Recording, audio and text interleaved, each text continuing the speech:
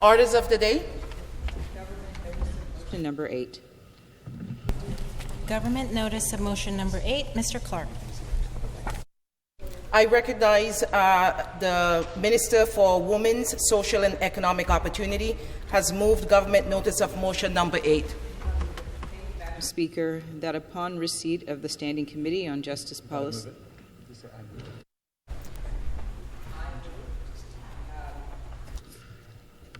I move that upon receipt of the Standing Committee on Justice Policy of a draft report on intimate partner violence provided by the member from Kitchener-South Hespeler, the committee meet for the purpose of report writing on the following days in closed session: Wednesday, November 19th, 2025, from 1 p.m.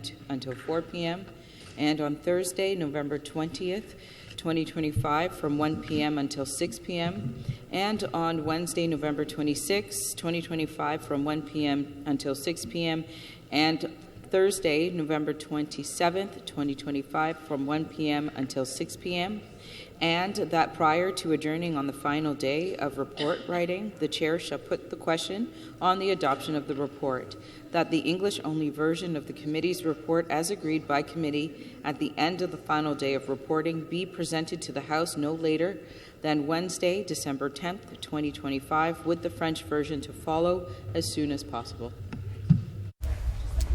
Minister for Women's and Social and Economic Opportunity has moved government notice of motion number 8. Back to the Minister. Thank you, Madam Speaker. I want to start by saying that I will be splitting my time with the member from Kitchener-South Hespeler, who has done incredible work preparing this report on intimate partner violence that deserves to be considered by committee. Madam Speaker, it's really a shame that we need to be here to even debate this today. I think we have been clear from the beginning that we intended to study the issue of gender-based violence and intimate partner violence at committee and produce a report with recommendations that match the seriousness of these problems. Now that the member of Kitchener-South Hespeler has written the report based on information coming out of the three-phased committee, and the members opposite were offering to work with the members opposite, where we've decided that they don't want to participate and continue moving forward.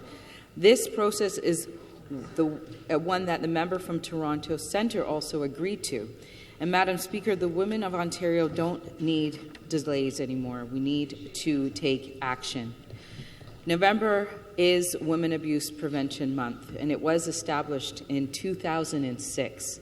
And while our government is ready with a report and recommendations to actually make life safer for women and girls, we are encouraging the opposition to come back to the table so that we can close this chapter and continue to do the work.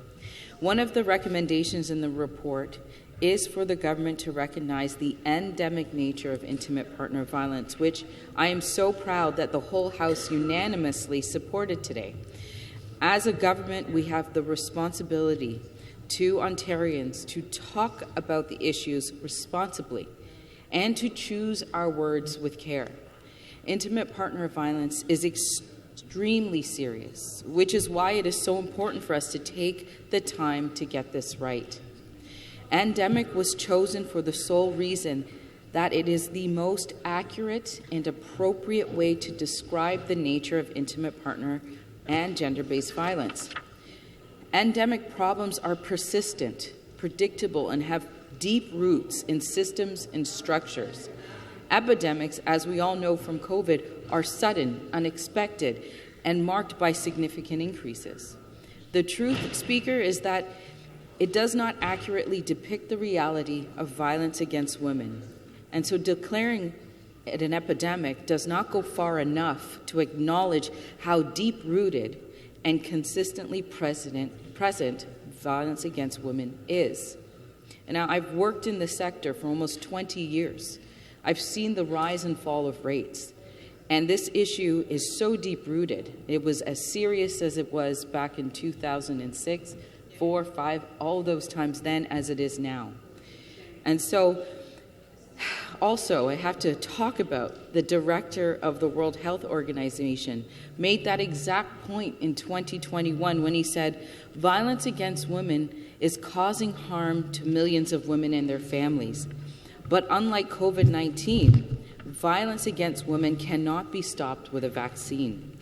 He made that comment about a WHO report that also stated that violence against women has been endemic in every country and culture. That is the reality, Madam Speaker. This violence has plagued every human society and has deep historical and social and cultural roots. It isn't just the WHO that recognizes these problems as endemic. Renowned academic publications like The Lancet and leading scholars from around the world have all published articles acknowledging this reality. It should be pointed out, Speaker, that the NDP have also supported this definition previously in a bill introduced by the member from St. Catharines. The opening line of the preamble reads, and I quote, "Gender-based violence is an endemic and entrenched social in all communities in Ontario."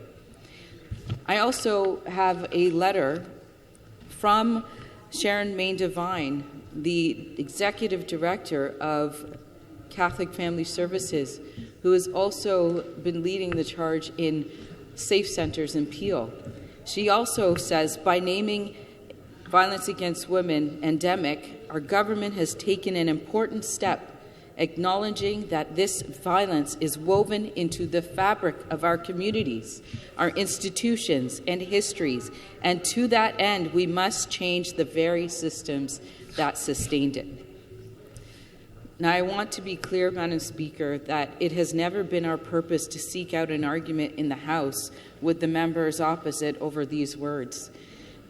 But they have forced us to have one because they don't want to sit down in a committee and hear out the work with the chair and member of Kitchener South Hespeler and all of the other PC members who participated consistently in committee. How we identify and describe issues matter, and how we show up, participate, and be present matters. And so when what we're describing has serious implications for the health and safety of vulnerable people in our province. And how you approach an epidemic versus how you approach an endemic problem are fundamentally different. If we do not accurately identify the problem we are facing, we risk not only finding solutions, but possibly making the situation worse through lost time and misallocated resources. As we all saw during COVID, you respond to an epidemic with urgent, short-term measures to contain an excessive spread. But when we talk about intimate partner violence and gender-based violence, we are talking about problems that have been with us for generations. Problems that are rooted in structural inequities like gender inequality and economic instability. The key characteristics of intimate partner violence are that it is chronic and intergenerational and has always been resistant to reactive solutions, and it has social and structural roots. Because of those characteristics, we have to take an approach that is long-term and systemic and focused on uprooting the many deep causes of this violence. We want to move beyond symbolic gestures and actually work together on the reforms that are required to protect women and girls of Ontario. And that is what we're trying to do with this report. And that is what we want to do when we bring this report to committee. This is a simple motion to give the elected representatives of this province an opportunity to speak with one voice and say clearly that we are united on this issue and that violence has no home in our province. I am extremely proud that all members supported the motion this morning. And it says to me that we do have the ability to come together to reach a common goal. And now we need to do that again and come back to committee to review this report. Now, I'm going to finish on this subject of words and to say the use of the word endemic is not about watering down the harms of intimate partner violence at all. If the members opposite would actually read the report and participate, they will see the clear rationale behind our decisions. And they would see a good faith decision of the question of endemic versus epidemic that isn't about political point scoring, but about getting to the truth so that we can move on to the important work ahead of us. Now, while the report will help us determine next steps, we haven't been idle in the meantime. And I want to turn to the important work that we've already have been doing and highlight how it's making an impact across the province.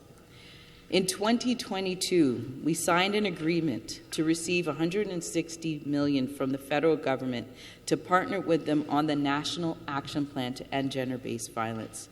This National Action Plan was the framework for all provinces to take back and create our own strategy. And we know that these issues are nonpartisan and impact every province in the country. So we were working together with all provinces to work and create this national action plan.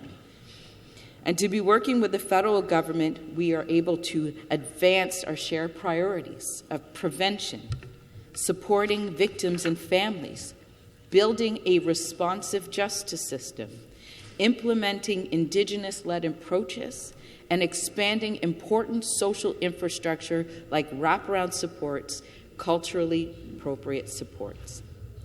And we moved quickly because in 2023, we launched Ontario Stands.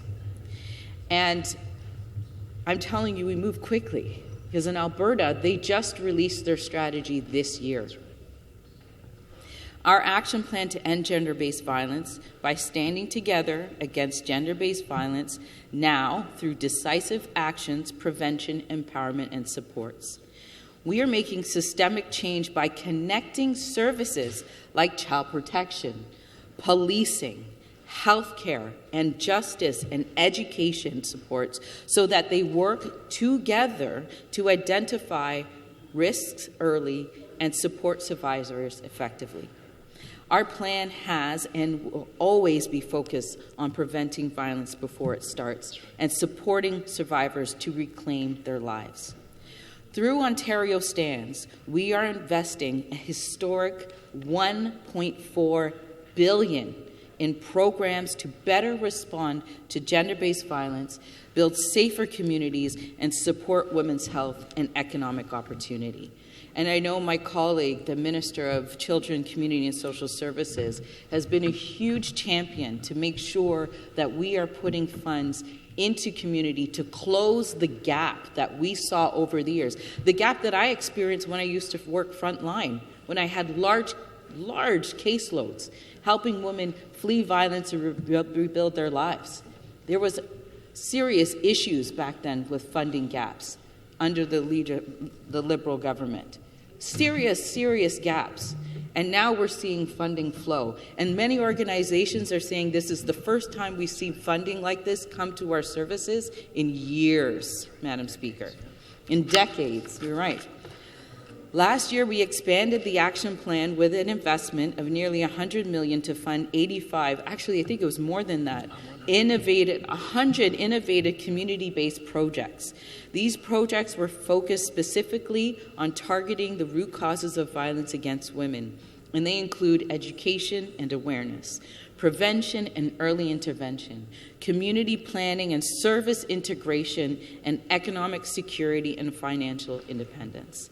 Speaker, Ontario Stands is a commitment to long-term proactive change. And we've heard from municipalities, especially at AMO, saying that we are now encouraged to start connecting with community organizations and figuring out how we can work together. Because the biggest issue we had is many organizations did not know what each other were doing. There wasn't a collaboration. But we're seeing massive work being done in programs like Safe Center Peel, Luke's Place, where they are incorporating and making collaborative plans with organizations together so that they can close the gaps. You know, Madam Speaker, it's about building a future where women and girls aren't forced to just survive violence, but they are able to live free from it. Now, I've seen firsthand how we're making an impact with Ontario Stands. You know, my ministry, we're able to fund women who are rebuilding their lives. Programs like George Brown's textile program. Women are entering this program. Everything they need to be successful is funded through our government.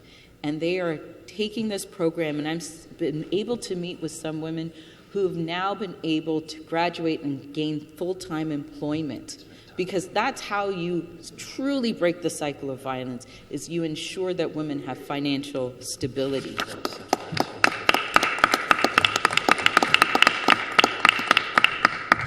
Now, Madam Speaker, in response to the final report of the National Inquiry into Missing and Murdered Indigenous Women and Girls, we launched Pathways to Safety.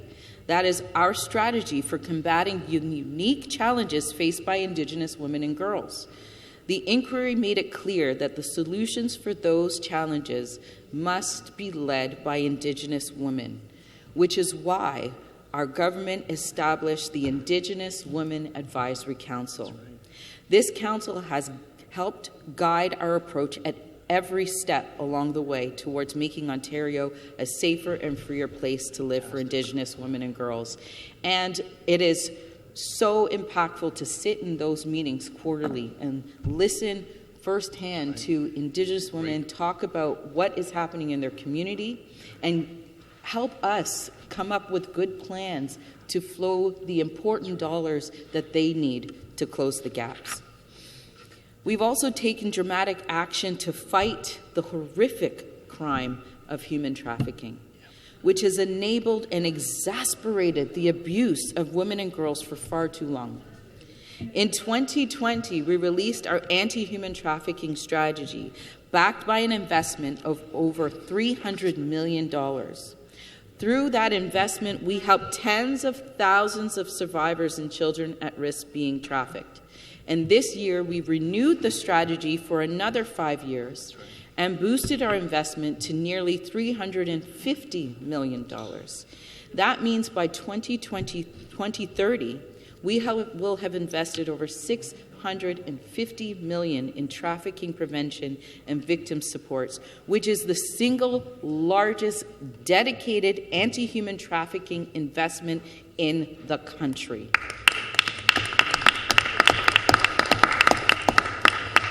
You know, I go to FPT every year. I talk about the things Ontario is doing. And FPT, for those who don't know, all ministers who have the status of women meet. And we talk about what we're doing. And I hear it around the table. They are amazed of what Ontario is doing and how much Ontario has invested and the programs that we are supporting. We are leading the country here in our province. And I'm proud of that. Thank you to the President of the Treasury Board. That's right. We also know that to protect women from violence, we have to raise them up economically. And if you've read Ontario Stands, you will see that the whole fifth pillar focuses on economic prosperity. That's why we've significantly expanded the Women's Economic Opportunities Program, which delivers employment, pre-employment, pre-apprenticeship, and entrepreneurship training to low-income women. Since its launch in 2018, we've helped over almost 6,000 women benefit from this program, with thousands more in training or education. And it's also why we launched and have expanded the Investing in Women's Futures program, which provides employment readiness supports, as well as counseling for gender-based violence prevention. Through that program alone, we've helped over 10,000 women get training and supports they needed to pursue further education, job training, or start a business. And I had the opportunity to go visit Achieve in Mississauga a few weeks ago.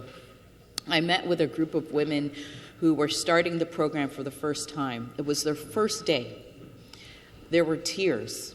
These women were so broken. Some of them were still in the abusive relationship, trying to figure out how to escape.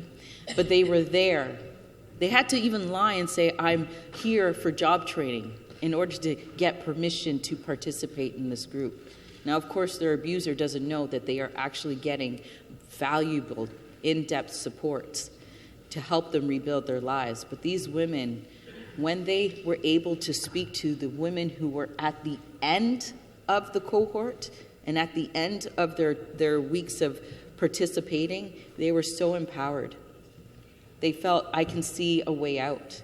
The women at the end, some of them had started businesses, were earning an income in their home, even though they know they couldn't get out, but they were able to earn income in their home, and they're able to put money away to save for that day when they can finally leave. These are the changes that we're making through these investments. You know, through our skilled trades and STEM strategies, we're also ensuring that there are unique opportunities for women and girls to get the education and training they need to live a healthy and fulfilled lives. And through our Working for Workers legislation, we're making women feel safer and more comfortable at job sites across the province. And I got to attend Dreamer Day.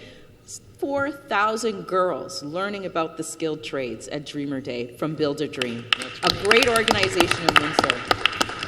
These girls were picking up power tools and seeing a future for themselves that they didn't imagine that they could have. And we are making sure that girls can see themselves in these careers because it is life-changing.